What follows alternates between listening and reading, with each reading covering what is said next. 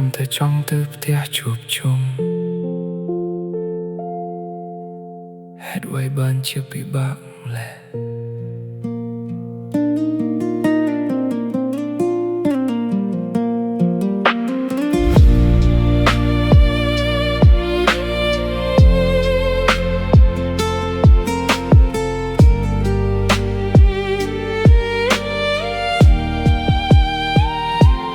บาก Facebook ឡើងឃើញតែប៉ាមានរាល់ថ្ងៃ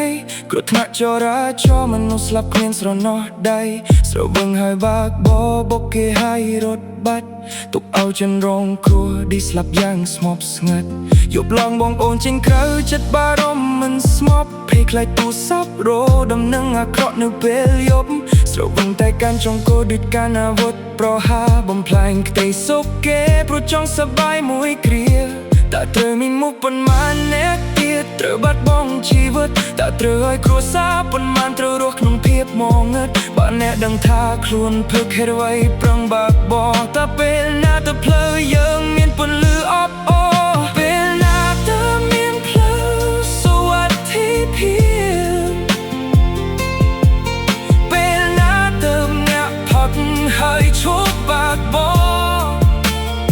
ស្រវឹងហើយបាក់បុកគេមិនមែនជាគ្រោះថ្នាក់ទេណាវាជាអំពើដែលកើតចេញពីចេតនា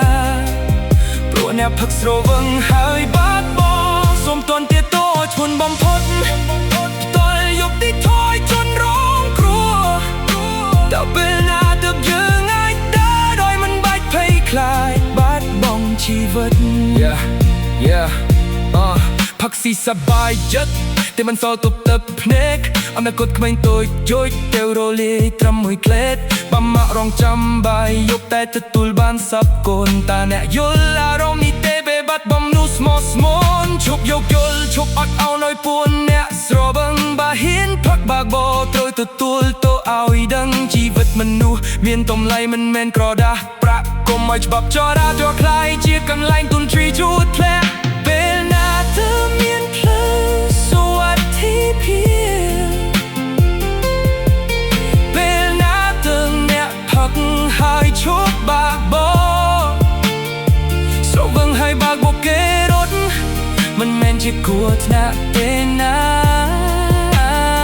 វាជាអំពើដែលកើតចេញពីចេតនាព្រោះអ្នកផឹកស្រវឹងហើយបាក់បោសូមតន់ទីតូចធ្ងន់បំផុតផ្ទាល់យុតិធម៌ចន់រងគ្រោះតើពេលណាទើបយើងអាចដើរដោយមិនបាច់ភ័យខ្លាចបាត់បង់ជីវិត